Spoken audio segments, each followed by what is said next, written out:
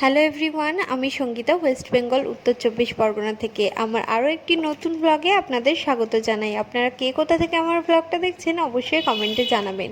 তো সকাল সকাল আমি ঘুম থেকে উঠে বাড়ির সমস্ত কাজ সেরে চা করে নিয়েছি, বাড়ির সকলকে দেয়া হয়ে গেছে। আর এদিকে ছেলের যেহেতু পরীক্ষা হয়ে গেছে, স্কুল ছুটি, ও ঘুম থেকে উঠে খাওয়া দাওয়া করার পর এখন উঠোনের দিকে এসেছে, ওর দাদুর সঙ্গে খেলা করছিল। তো আমিও গেলাম ও কী করছে দেখতে। তো এখন যাচ্ছি বাড়ির পিছন সাইডে। তো বাড়ির পিছন সাইডে আমাদের ওই দিকটাতে কল রয়েছে, আর কলের পাশে রয়েছে কিছুটা পরিমাণে সাদা বালি। আর যখনই বাড়ি থাকে সুযোগ পেলেই ওই সাদা বালিতে গিয়ে খেলা করে। এই সাদা বালি মাখছে মানে দুপুরবেলাতে স্নান করানোর সময় আবার শ্যাম্পু সাবান সব কিছু মাখিয়ে দিতে হবে। যতই বারণ করি না কেন একদমই শুনতে চায় না। এদিকে আমাদের কলপাড়ে চলে এসেছে, এসে দেখো কল টানার চেষ্টা করছে। তো কলটা আমাদের প্রচণ্ড টাইট, একদমই জল উঠতে চায় না। যেহেতু আমরা মোটরের জলে সব কিছু কাজ করি, ওই কলটা তেমন একটা ব্যবহার করা হয় না, যার জন্য এই চাপা কলটা অনেকটা টাইট হয়ে গেছে আর জল উঠতে চায় না। তো ও অনেক রকমভাবে চেষ্টা করছে কলটা টানার, তো কিছুতেই জল উঠছে না। তো আজকে যেহেতু একাদশী আর আমি একাদশী করি, সেজন্য আমি স্নান সারার আগে বাড়ির সমস্ত কিছু রান্না করে দিয়েছিলাম, কেননা আঁশ রান্না তো স্নান করার পরে রান্না করলে তখন আবার আমাকে স্নান করতে হতো বা জামা কাপড় ছেড়ে ফেলতে হতো। সেজন্য আমি স্নান করার আগেই রান্নাগুলো সেরে নিয়েছি। তো আজকে কি কি রান্না করেছি অবশ্যই তোমাদের সঙ্গে শেয়ার করব।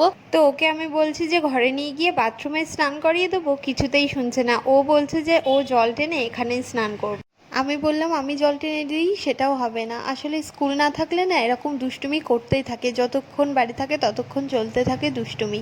তো আর কি আর করব, এখন আমি ওকে ঘরে নিয়ে যাব, নিয়ে গিয়ে ওকে স্নান করিয়ে দেবো। তো এখন 12:30 মতো বাজে, আর মায়ের খাবার টাইমও হয়ে গেছে।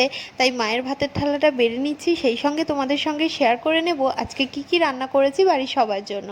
তো প্রথমেই বেড়ে নিয়েছি ভাত, তারপরে করেছি উচ্ছে আলু ভাজা, আর করেছি বড়ি আলু দিয়ে তেলাপিয়া মাছের ঝোল। তো ফ্রিজে কিছুটা পরিমাণে তেলাপিয়া মাছ ছিল, সেই মাছগুলোই ওদের জন্য ঝোল বানিয়ে দিয়েছি বড়ি দিয়ে। তো বড়িগুলো একটু ভেঙে ভেঙে গেছে। তো যাই হোক, এদিকে মায়ের ভাতের থালাটা অলমোস্ট রেডি করে নিয়েছি। আর করেছি ডিম সিদ্ধ, তো ডিম সিদ্ধটাও দিয়ে দিলাম পাতে। তো বেশি কিছু একদমই করতে পারিনি, যেহেতু আজকে একাদশী ছিল। ঠাকুর ঘরের দিকে অনেকটাই কাজ থাকে, সেগুলোও সামলাতে হয় একাদশীর দিনে। আর বৃহস্পতিবার আর বলো যে কোনো পূজা আশ্রার দিনে জানোই তো ঠাকুর ঘরে কাজের পরিমাণটা অনেক বেশি থাকে। সেজন্য আজকে রান্নার দিকটা তেমন একটা কিছু করে উঠতে পারিনি, যতটুকু পেরেছি করে দিয়েছি। তো ওতেই সবাই ম্যানেজ করে নেবে। তো যাই হোক, ছেলেরও খাওয়া হয়ে গেছে। ওদিকে নিচে সবাইকে খাইয়ে দাইয়ে জামা কাপড় ছেড়ে আমি চলে এসেছি ঠাকুর ঘরে। আমার জন্য বানিয়ে নিয়েছি ফল, আর কয়েকটা নিয়ে নিয়েছি আমন্ড বাদাম। আর এইদিকে দেখো ঠাকুর ঘরে বসে নকুলদানার কৌটো খুলে নকুলদানা খেতে ব্যস্ত।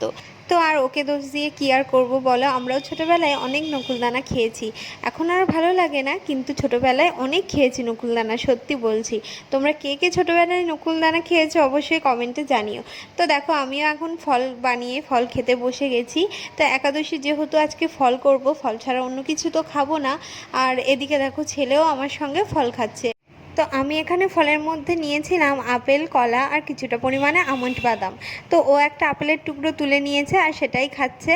তো দেখো, একটা আপেলের টুকরো খেতে গিয়ে হাত মুখের কী অবস্থা করেছে। একজন মায়ের যে সারাদিনটা কিভাবে কেটে যায় সে একজন মাই জানে। আর যাদের বাড়িতে এরকম দুষ্টু আছে তারা তো ভালোভাবে বুঝবে যে আমাদের মায়েদের জীবনটা ঠিক কেমন কাটে। ছেলেকে টাইম মতো খাইয়ে বাড়ির সকলকে খেতে দিয়ে নিচের সমস্ত কাজকর্ম সেরে আমি এখন জামা কাপড় ছেড়ে ঠাকুর ঘরে চলে এসেছি আর ফল করছি। আর এখন ঘড়িতে বাজে। তো আমাদের ফল খাওয়া শেষ হলে ঠাকুর ঘরটা আরও একবার পরিষ্কার করে আমি মুছে নেব। সকালে পুজো দেওয়ার আগে একবার মুছেছিলাম, আর এখন যেহেতু ফল করছি সেজন্য ঠাকুর ঘরটা আবারও মুছে নেব।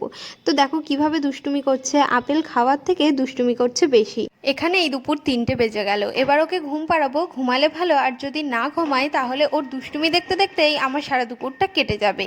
তো ও যেহেতু ঘুমাবে না, আমাকে তো একদমই ঘুমাতে দেবে না। তো দেখো, আমাদের মাঠে ওখানে একটা বক পাখি দেখা যাচ্ছে। তো ও এখন হাত বাড়িয়ে আপেলের টুকরোটাকে দিতে চাইছে, বক পাখিটাকে ডাকছে আয় আয় করে।